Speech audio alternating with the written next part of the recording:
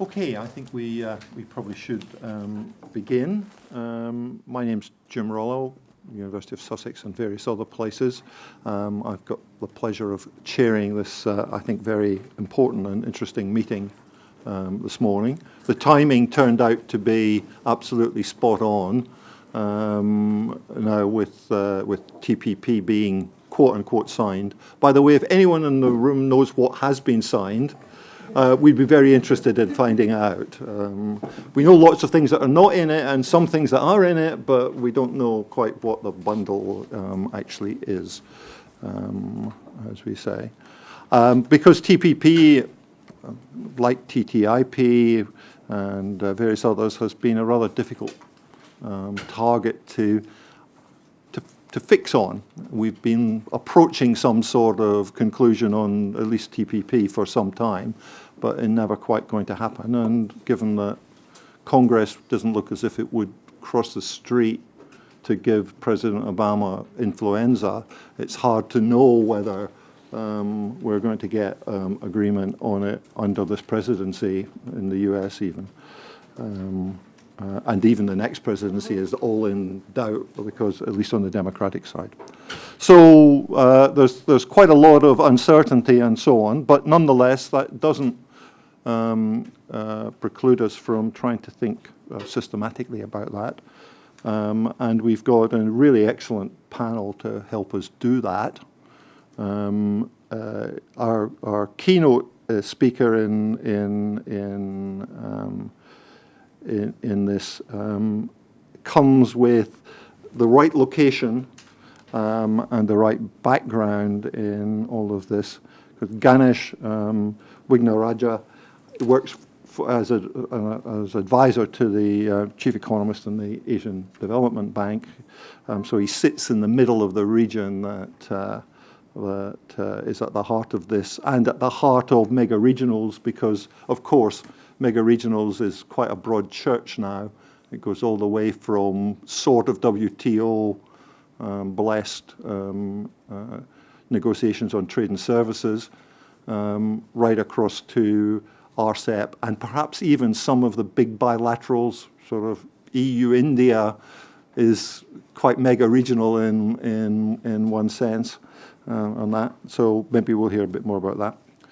He will be followed by Max Mendes-Para, who will talk a little bit more about some of the effects on those not in the agreements. And then Sheila Page, who has been a stalwart of the London trade community for as long as both of us can remember in this, will be our commentator. So Ganesh, over to you. We've got 20 minutes. I'll tell you when you've got 5 minutes left. Great. Well, thank you very much, Jim. And it's a great honor to be here. And thanks a lot to Max and Dirk Willem and the others for having me here to speak to you. So we've had this major change in the landscape of world trade policy in the last 5, 6, 7 years. And we've gone from a system where we've had the WTO at the center of trade governance globally, and that's been since 1995, to a system where we have the WTO, perhaps albeit a sort of a minor player. We've got bilateral agreements, which are very important, and we've got these mega regionals. And in the cluster of mega regionals, we have two big ones in Asia, as well as one in Latin America, the Pacific Alliance, which is very important between four useful and important countries in trade, for open economies. We've got the TTIP, which involves Europe and the United States, and perhaps there may be more in the wings. So this is a key area, and we have the WTO ministerial meeting that's coming up in December 2015, 15th to the 18th in Nairobi. And so there's an opportunity to look at these and see whether there's some concordance with global trade rules. Now, today I'm going to look at basically mega-regionalism in Asia, and I'm going to try to draw 5 implications that you all may choose to look at. The first is something that looks at the the new normal and what mega-regionals mean in that context. A second one is the potential impact of mega-regionals on income for countries inside and countries outside, using some models. Third, inevitably there will be losers from these agreements, and what are the kinds of measures we need to think about as we try to look at how we attempt to mitigate some of the effects. And then fourth, we want to get a sense of the mega-regionals in the WTO and the evolving trade architecture in the future. And last, we want to try to understand the kind of reforms that we might have to do in the WTO to make it much more relevant and credible to this new world order that we are in. So that's the canvas, and I should try to deal with this very briefly. If you're interested, there is more stuff out there that one has sort of been working on, and this talk partly draws on all of this, and please look at this at your leisure, particularly the book with Richard Baldwin and others, and there's also a blog in the Vox EU on the Regional Comprehensive Economic Partnership. So essentially, what I'm going to be talking about are the two mega-regionals that involve Asian countries. There's the TPP that got signed on the 5th of October and is basically the largest RTA today and in the history of trade policy. And it involves a whole bunch of countries, including some important ones from Asia, Japan, Malaysia, Vietnam, Singapore, Australia, and New Zealand. And the United States is the key player. And the thing about the TPP is that it's billed as this 21st century agreement, which is very comprehensive and supposed to rewrite the rules of world trade. So that's basically the TPP. We have the agreement that's not talked about so much, but it's often dubbed as Asia's mega-regional, which is the Regional Comprehensive Economic Partnership. It's basically an ASEAN-led process. With ASEAN, the 10 countries there, the smaller countries in the driving seat, and then the bigger countries around it. So that was kind of clever in terms of trying to get the optics right, at least. And it follows the ASEAN template, where we do goods, services, investment, and then there are some other issues, such as smaller issues, intellectual properties there, there's electronic commerce, and it's ongoing. And the TPP, having been done, will put pressure on the RCEP. So that's the basic story.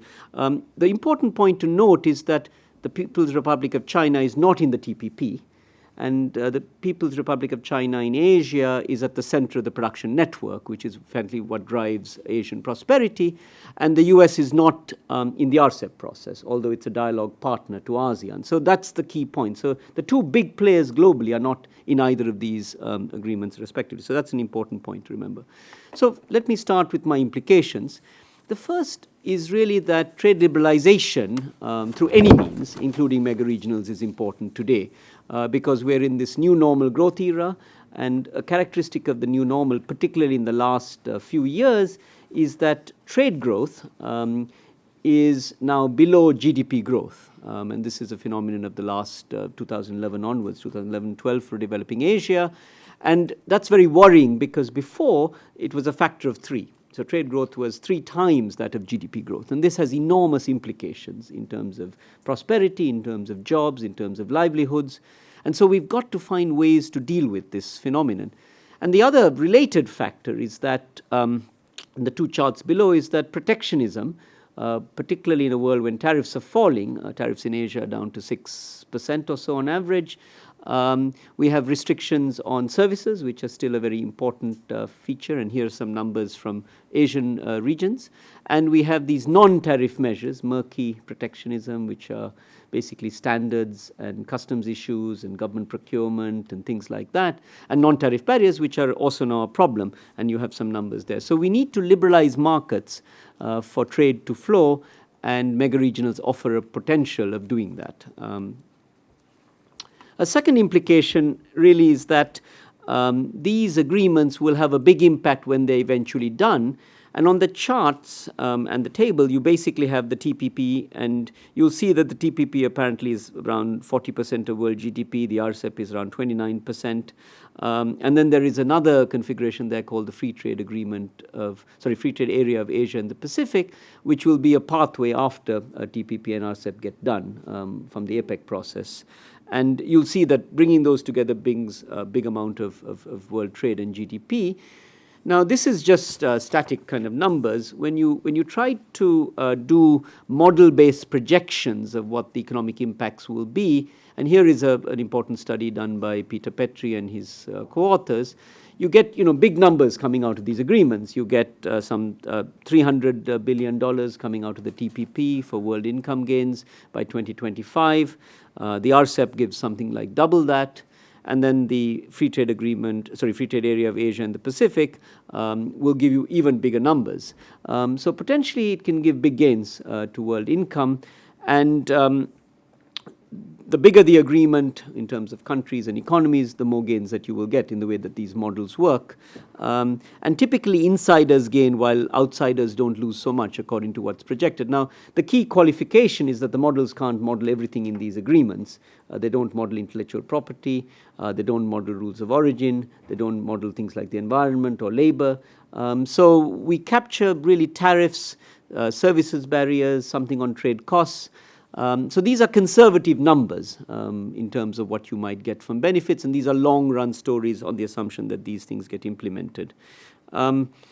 Here is something from the Regional Comprehensive Economic Partnership and some numbers that we did. And clearly, some countries do better than others, countries in the agreement even. And what you'd expect from the Asian point of view is, the better countries in terms of manufacturing capacity and economic size and growth. Thailand, Vietnam, Republic of Korea, Malaysia, Singapore, typically do well compared to the others. And then, so that gives you some sense that there are going to be countries that do better than others, and there'll be some sectors that do better than others. So, for instance, in the case of say Thailand, we'd expect the electronic sector to do very well because it's a sector where Thailand has an advantage. In the case of Cambodia, we may expect the textiles and garment sector to do well. So basically, your natural competitive advantage plays out in these things as you would expect. So that's a pretty standard result. Now, clearly, although the models show big numbers and good numbers for countries inside, in particular, and the more powerful ones, economically, there are clearly countries that aren't going to do very well and sectors that aren't going to do very well in the agreements. There are clearly outsiders such as Africa, such as South Asia, less India, which is in the RCEP. So we've got to think of policies to deal with these losers, potential losers, because there could well be a backlash that might arise. So the kinds of things we've got to try to do in terms of the losing sectors for countries within mega regions, we've got to really think of strengthening the business support for small and medium enterprise. That's very important. And there we're talking not just of finance, and that's terribly important. We've got to find guarantees for SMEs. We've got to try to reform the system of bank finance for small and medium enterprise. We've got to think of guarantees in a different way. And the whole banking sector reform becomes terribly important because banks are the big source of financing for SMEs. We might like to do microcredit. That's terribly useful, but it's not very much in terms of resourcing. We've also got to think of the non-financial services. Technology support, quality, and things like that are terribly important. We've got to think of safety nets. Many of the countries in the RCEP don't have very strong safety nets. And we've got to think of ways of trying to get the employable people back into work, particularly in the losing sectors. And we've got to think of adjustment assistance, as well as retraining, and some kind of social protection. So those become terribly important. For the countries outside the mega regionals, the simple answer is they just have to increase their price, quality, and delivery. That's the very simple answer. In a world which is much more competitive and trade diversion may occur through the mega regionals, we have to do even better in terms of the sectors that are possible. So that's a sine qua non. That just has to be done, regardless of anything, because the world is going to get much more competitive. Beyond that, we've got to think of other things. I think we've got to think of capacity building heavily. Many of the countries outside the mega-regionals don't really understand mega-regionals and the world that could occur. So we've got to think of how they may have policy and create policy that could help them use them properly. Where possible, special and differential treatment might be a feature that they could use to try to get aid, which would help them adjust better. They may also work with regional powers. In the case of Africa, it might be South Africa. That could be terribly important to make the case for some of the LDCs being part of the mega-regionals in the future in some way. Hopefully open accession will be a feature, or special access to these markets. These kinds of issues are going to be terribly important. And then one is hoping that the members of mega-regionals will also be conversant of the fact that they are part of the world trading system and part of world trade governance, and will provide opportunities, particularly for LDCs. where possible, to have access, and market access won't be impeded. And eventually, these rules will go back to the WTO. So one hopes there will be an agenda on value chains and FTAs in the WTO, such that countries not in these agreements will get a chance somewhere to be connected through plurilateral agreements or through other means. And I think we've got to think of all of that as is necessary. And also, the issue of supply chains becomes important. Many of the countries in the mega-regionals, the People's Republic of China, Japan, United States, Europe, they should be finding ways, if possible, to get SMEs from countries not in mega-regionals to try to join those value chains and eventually be part of this trading system. So there's lots to do, and there are responsibilities for each of the parties that seem terribly important. The fourth implication is something that is much further afield. We've got to think of mega-regionals possibly as a bottom-up means to WTO rulemaking. And here's a very simple illustration. In the context of Asia, we have the TPP and RCEP, which are seen as pathways to something bigger. Eventually, there are different ways in which this could occur. One is that the RCEP and the TPP might be combined. Then there's scenario 2, which is the RCEP might get absorbed by the TPP. A third possibility is an entirely different agreement that may coexist with the RCEP and TPP. At this stage, we don't know which of these possibilities may arise, and clearly the process will require a lot of political will and take time. The good news is that in the Beijing APEC meeting, China and the United States agreed to launch a strategic study to try to look at pathways and to try to understand what the FTAP process might be. Now, that's not a feasibility study to start negotiations. I should underline that. That's a look at, what are the conditions under which we might have FTAP, ways in which TPP and RCEP might go together. And this study is to be reported next year in Lima.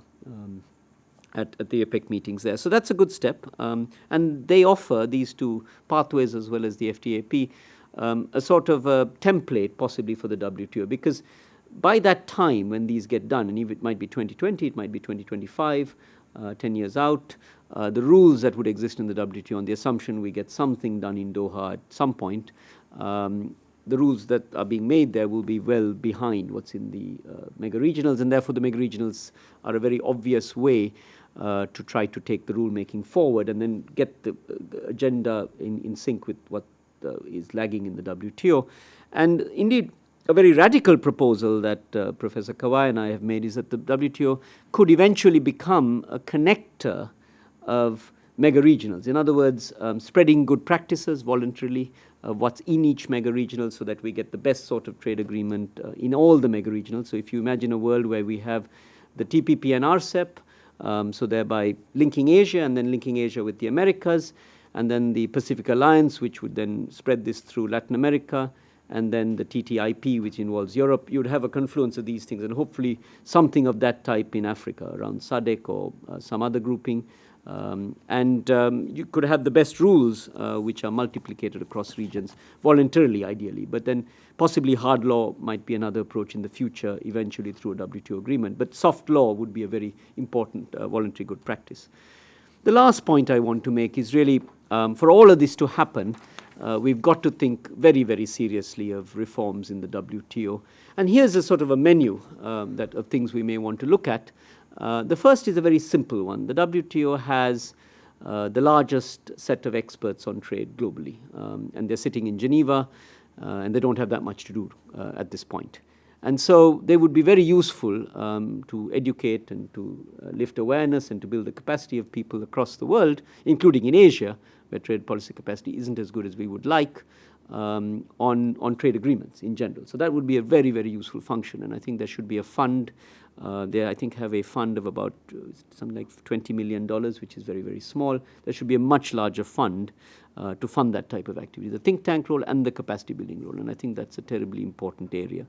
A second thing, which I think is very important, is the dispute settlement system. So while the rule-making function in the WTO is broken, and has been broken ever since the organization started, notwithstanding the trade facilitation agreement that was reached in Bali, dispute settlement remains a key function.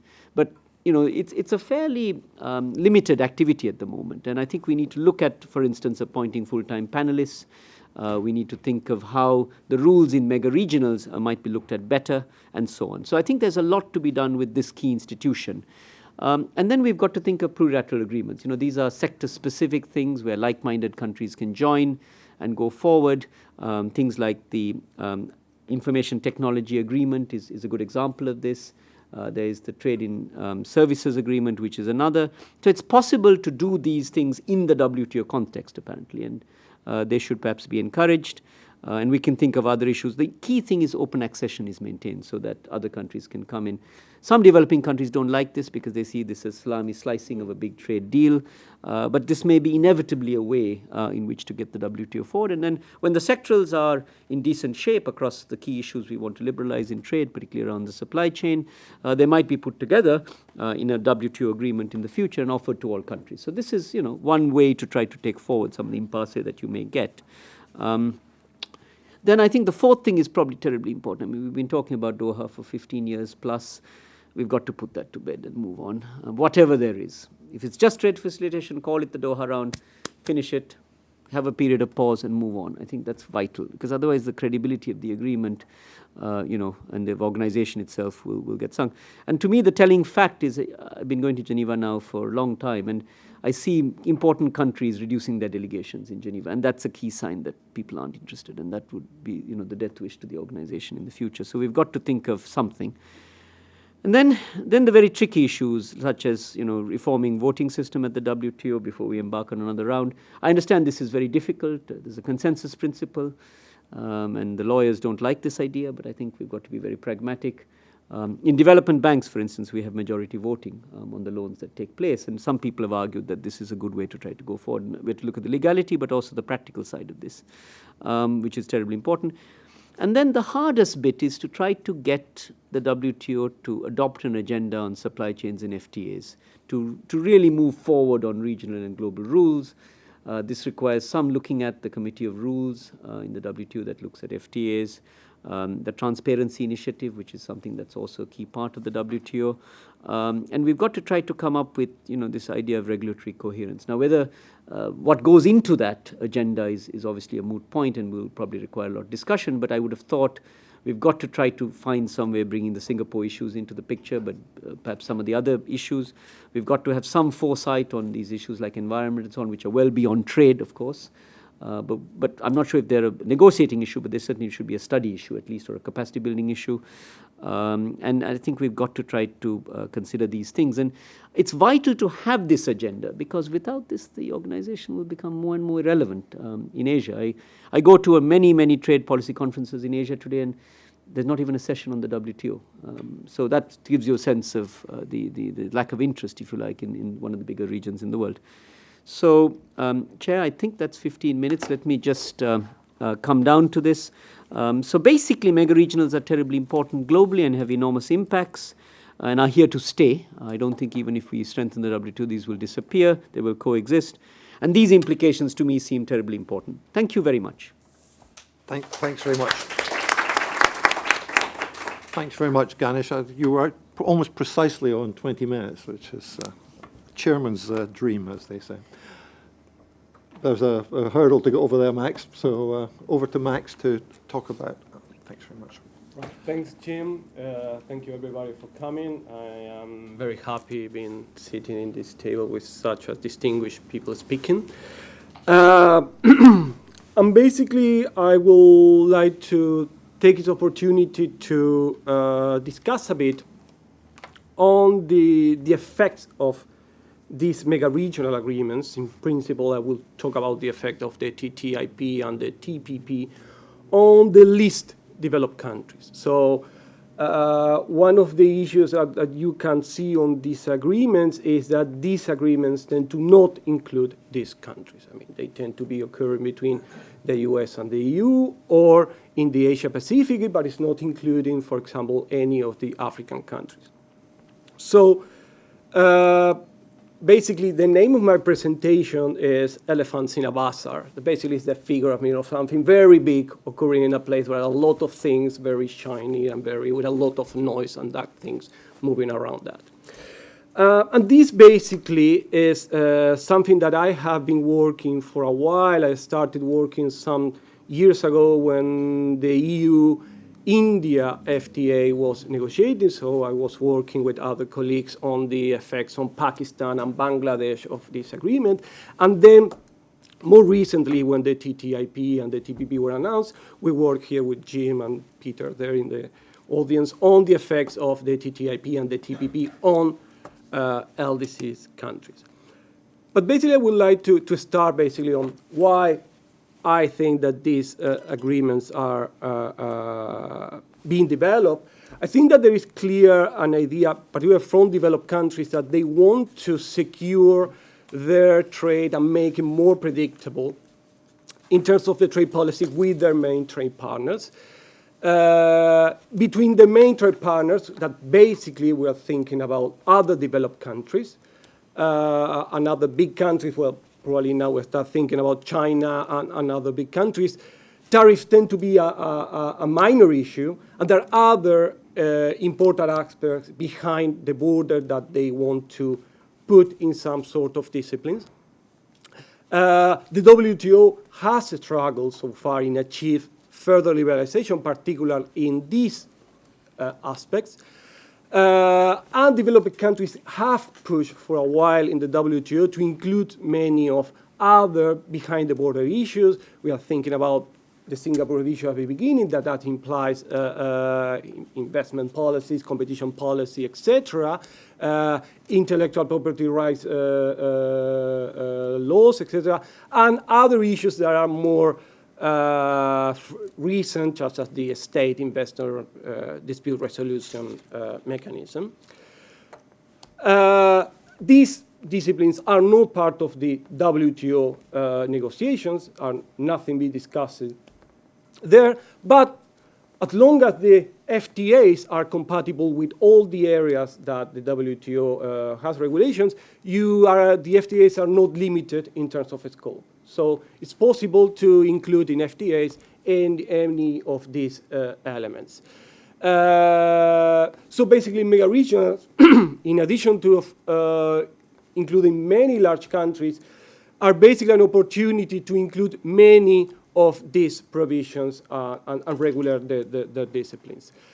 With developing countries, the strategy is the same. Basically, it's trying to put the trade relationship through this type of free trade agreements. But basically, as in many of these countries, these behind-the-border issues are after high tariff and other things. Probably some of these agreements tend to focus more on the standard shallow integration aspects of trade policy.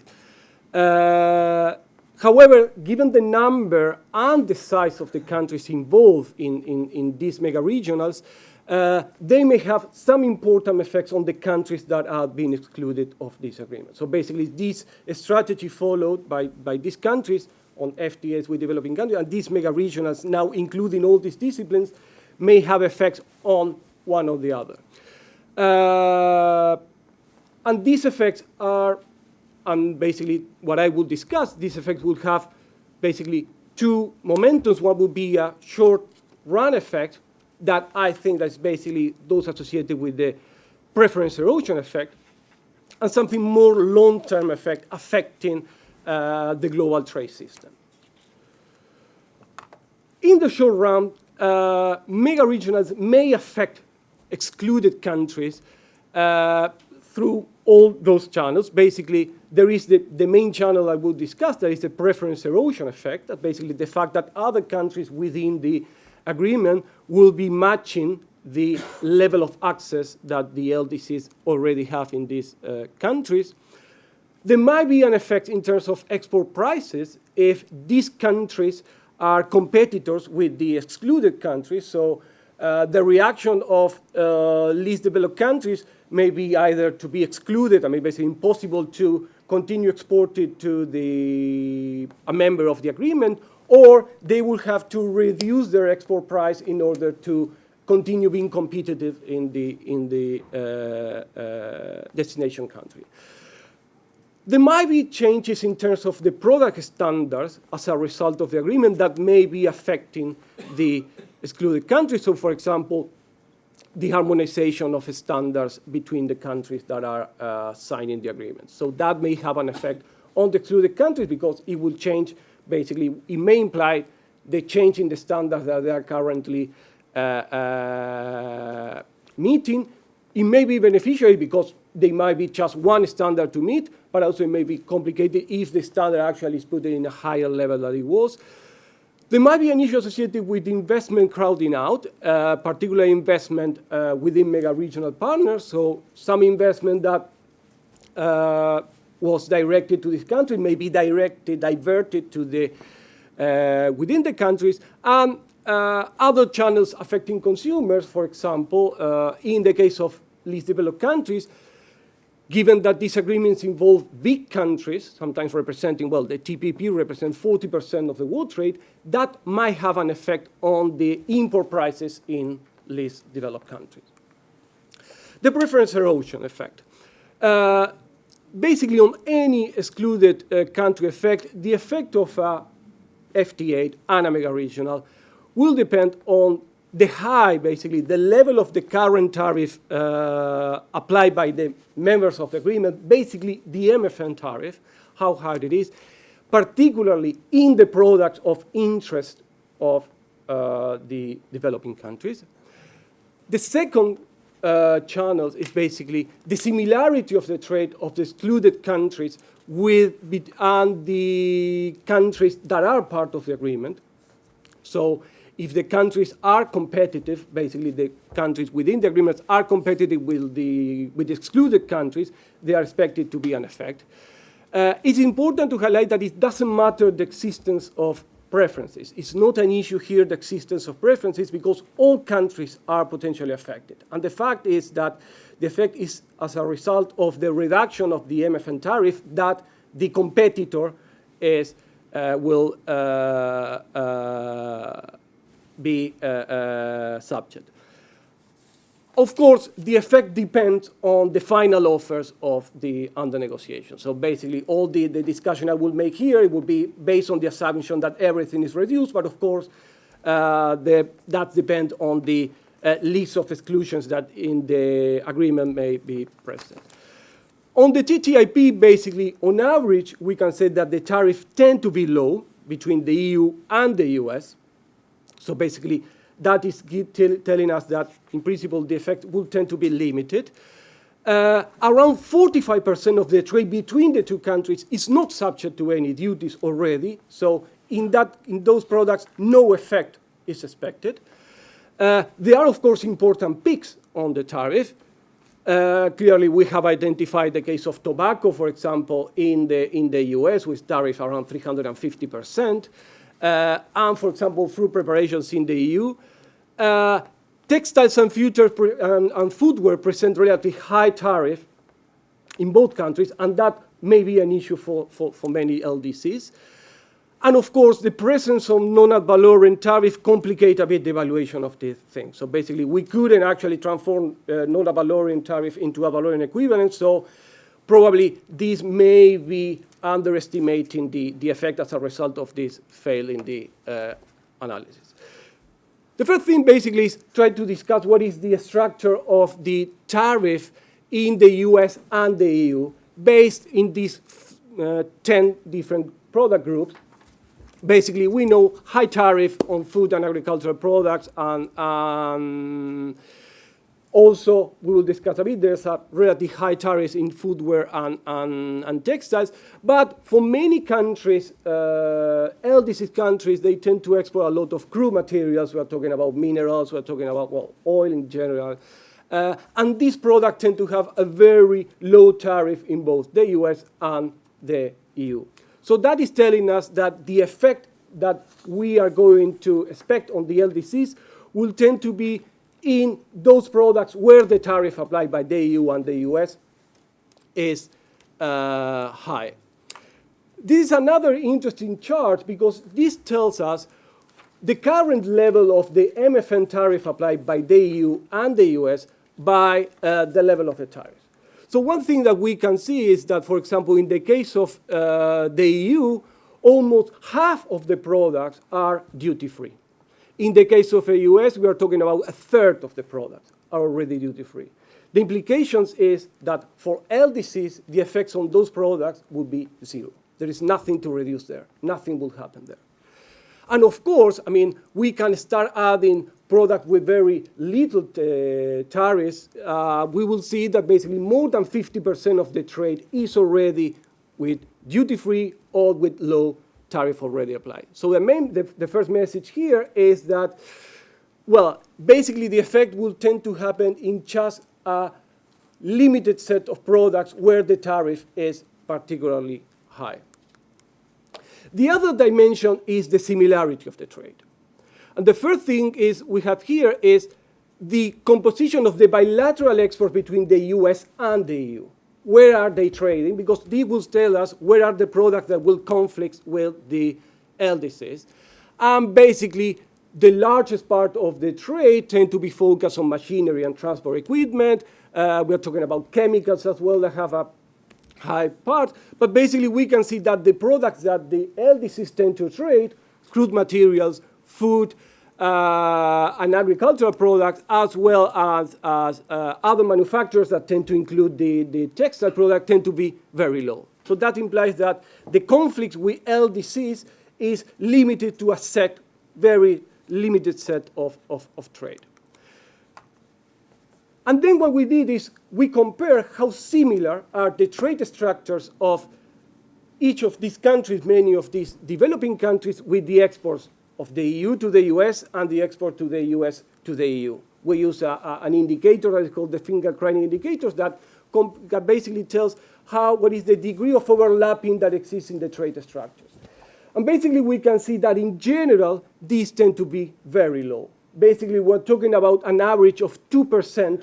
That is basically how you can read. A 2% of overlapping between the trade of these countries and either the export to the US, the EU to the US, or to the EU to the US to the EU. There are some exceptions, of course, that we have identified, that basically there are some countries and in some particular product that will probably be affected, but the effect tend to be very limited. It tend to be a very few, in terms of the magnitude of trade, tend to be very small. So, for example, Pakistan and Cambodia and Bangladesh will tend to be affected in garments.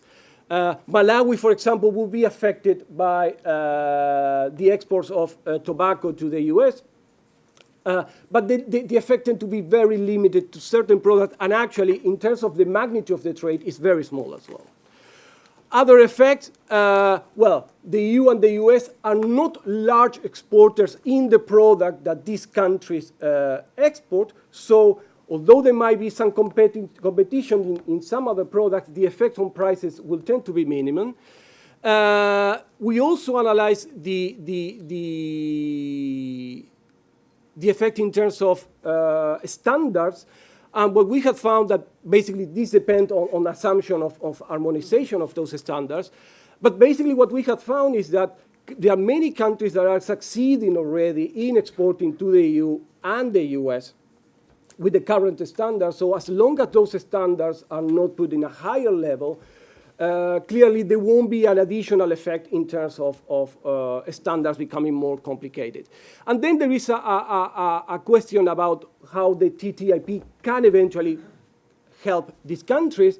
And one of the things that we probably can think is the designing of accumulation in terms of rule of origin, how they can be used to help these countries in the trade with these countries. Okay, on the terms of the TPP, the important point here is that these include more countries, so the analysis tends to be more complicated.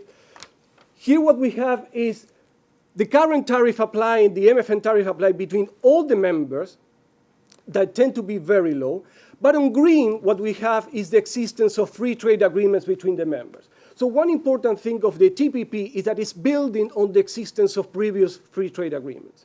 So the message is here that basically there will be no more liberalization that they already exist between those free trade agreements, at least on a tariff. The other thing to highlight is for these countries, what are the main trading partners? One of the things that we can see is for African LDCs, none of the, except the US, none of the other TPP members is an important destination for their trade.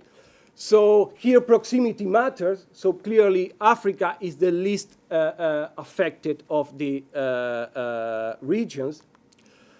The issue here might be an issue is Vietnam, because Vietnam will have preferences in the US.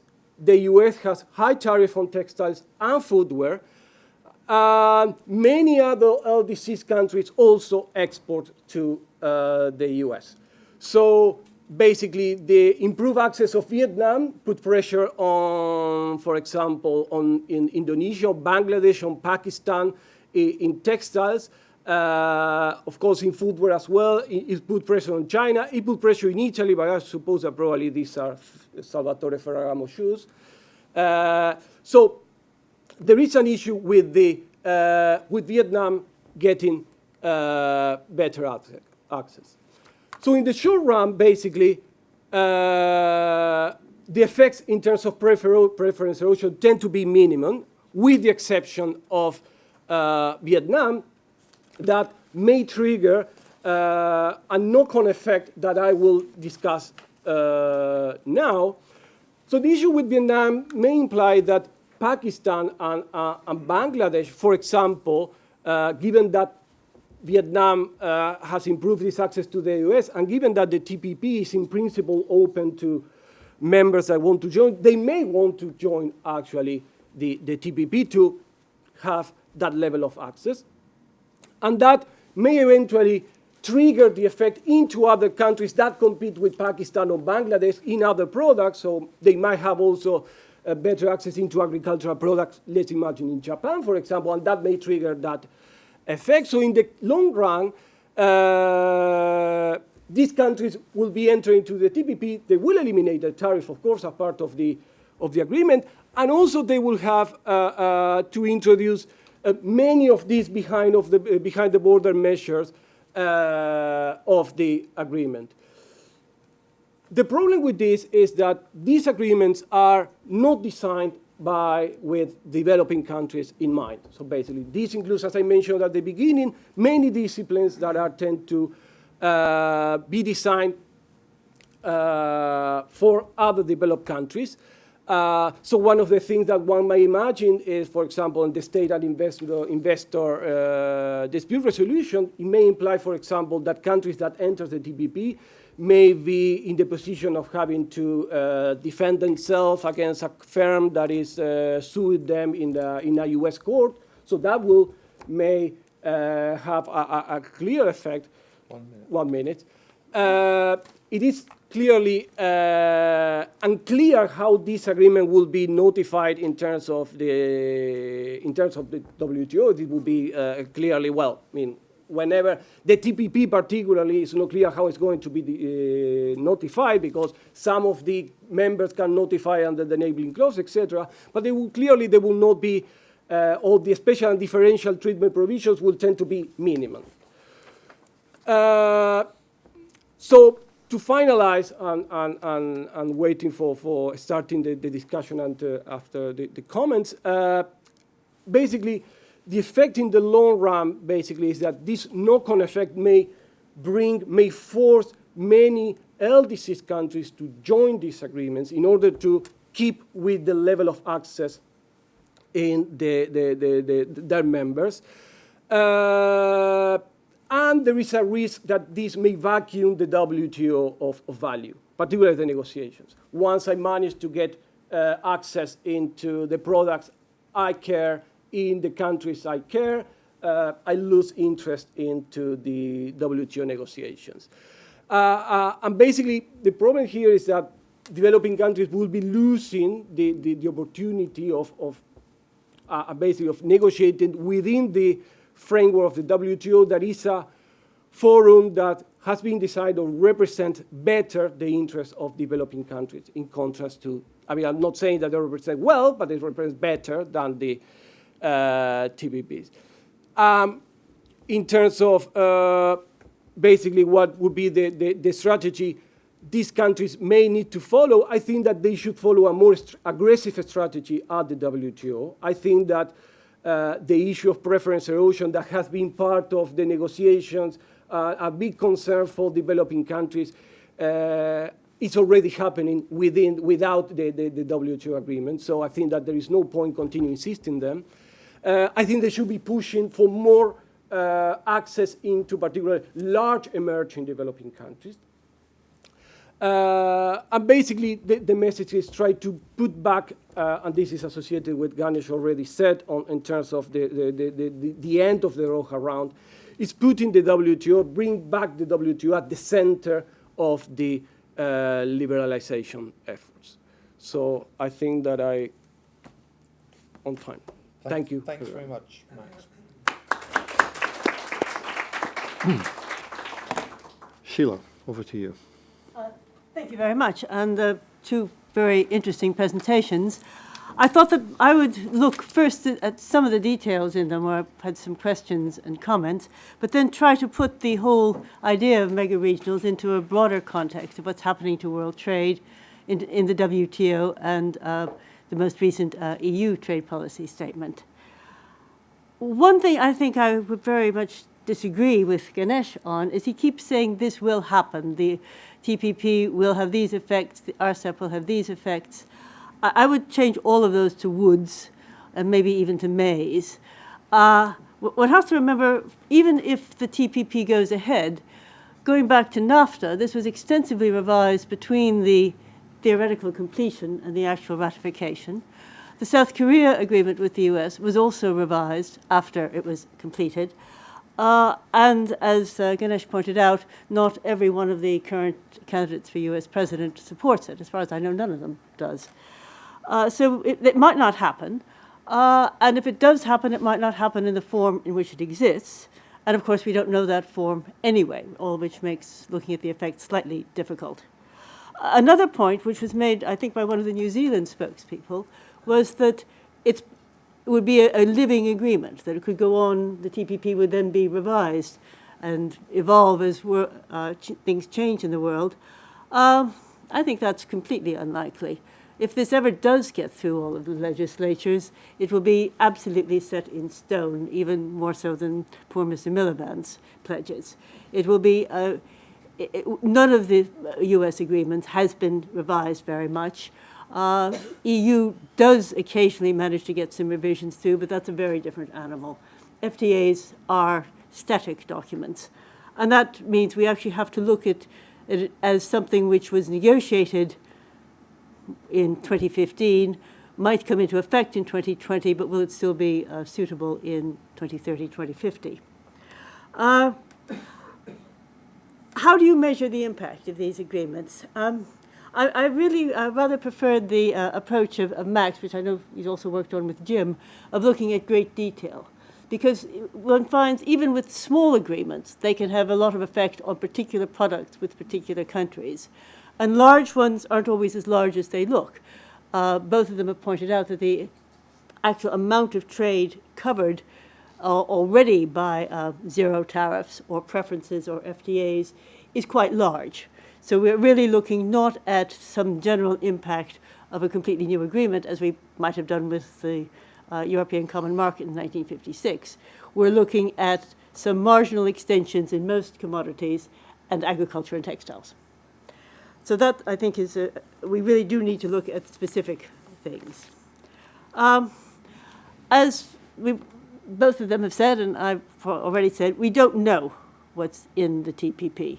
We don't have a published text. It was interesting that the EU trade strategy, which was published earlier this week, made a great play of how transparent it was and how all of their negotiating texts were and would be published. I don't think this was intended, this was done entirely independently of what they thought of the TPP. I really find it quite odd how secret it is. I mean, the estimates we've all made for years about effects of the Doha round and the Uruguay round before it were at least based on what people had asked for and what they said they might ask for. We have really nothing in the case of this. This may not matter too much on the side of trade if we think that the trade effects are going to be relatively small. I think it matters a great deal in terms of the regulations. And here, the interesting precedent to me is one of the first things I did at ODI, which was looking at the external effects of the proposed single European market, just to go back a great many years. And there we had literally, I think, was it 24 volumes, Jim, of proposals on it to look at. And I don't claim to have read every one of the 24, but at least we had something to go on when we were looking at the external. So as far as we know, it doesn't seem the TPP isn't proposing to do anything on domestic agricultural subsidies, which limits its effects. Canada has, as usual, managed to protect its dairy. A little bit of progress on fishing subsidies, but probably not enough to be worth doing much of an econometric exercise on. Not clear on most of the services that it goes very much beyond GATS. Not a little progress on financial, and a very, very broad exception for national security, which even the official press release calls self-judging. So if you say it's for your national security, you can, as far as I can see, do what you like. And it actually allows for capital control, so it's a backward movement in terms of globalization. So what is the point? Max argued that one of the objectives of mega-regionals is to make trade and investment more predictable, given how unimportant tariffs are compared to all the other things which countries can do to interfere with trade. I find that argument rather out of date. It doesn't make trade predictable. It makes tariffs predictable, and tariffs are already predictable, and tariffs hardly matter. I think one has to ask what it's doing in terms of the standards, mainly, and in terms of what it's doing in terms of excluding other countries. And the fact that the TPP doesn't include China isn't an accident. It was very much designed as a political thing, which most regions are, so there's nothing wrong with that. I think Max has probably said as much as one can say about the effects, potential effects from the trade on individual countries. It's very hard to say very much about standards, well, partly because we don't know what's in it yet, but also because it's not clear what the mechanisms of mutual recognition will be, whether the US will actually allow this. And even the investment sections are still pretty unclear. So whether it actually will cause investment diversion, which could be an effect, we don't know. Again, how much certainty will it do? Does it matter? So I mean, to me, looking at it, particularly in the context of various data that have come out in the last week, I'm much more worried, and I think probably one should be looking much more at what's happening to world trade in general and to Chinese imports in particular. I mean, I've spent my life saying do not look at 1 month's figures for world trade or for any country's imports. But when Chinese imports September on September fall 18%, it's very hard not to look at that and not to take it seriously. When the IMF revises yet again downwards its forecasts for developing country trade, I think one has to look at that. I mean, if you looked at the World Economic Outlook that came out earlier this month, the import-to-income ratio, which they're assuming for developed countries, is still 2%, which for practical purposes is what we've been assuming for the last 40 years. For developing countries, they claim it was 0.8 last year, has been revised down to 0.3 this year, and in their usual optimism will be 1 next year. Now that, I would be interested to know whether the estimates which Ganesh was using for the effects on trade of RCEP and the potential full Asian FTA assumed the Chinese trade was going to be as it has been or as it is at the moment, because they would make quite a lot of difference to the forecasts. Now, why is this happening? The World Bank is arguing that it's mainly China and the US where it is happening, that it is mainly happening on inputs, that in effect it's a retreat from the global value chains which we have all known and loved over the last few years. Its countries are bringing production back, or they're trading more in services, or they are somehow changing the structure of their production. Commodities seem to be less affected, so LDCs may be less affected, but that's only because they haven't yet had the sense to move into manufacturers. As they do develop, they will become more affected, and this must influence how they will potentially be affected by all of these mega-regionals. The other argument is that it's protection. And the very interesting recent book, which I recommend to all of you, by Simon Evenet, on the impact of protection in not just at the time of 2008 and the recession, but since then. He finds another peak in 2013. The share of LDCs affected by restrictionist policies of one sort or another was 13%. It's now 41%. And these are mainly measures by India, Argentina, Brazil, China. So on the whole, they are going to now find themselves, if they are damaged by the countries where they weren't being damaged before, the US and the EU, and they will still be being damaged by the countries where they haven't been damaged. Effect on the WTO. Now, I find this difficult to say because I've been sort of against regions for a great many years on the grounds of all the damage they'll do to the WTO. But to say that they're going to weaken the impetus to sign up to Doha, I mean, what impetus? I think that it's fairly clear from both what Acevedo has been saying and what the EU has been saying that the plan is now that in Nairobi at the ministerial, Doha will be successfully completed, whatever appears on the ministerial statement.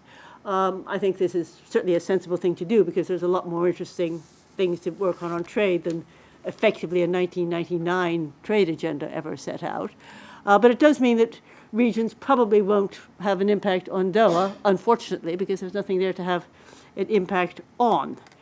But that brings me to what is going to be happening in trade. And here it's slightly encouraging that the EU is now going back to saying that it wants something out of the WTO. But what it wants out of the WTO is tolerance of regions, the sort of things which Ganesh was putting, and plurilaterals.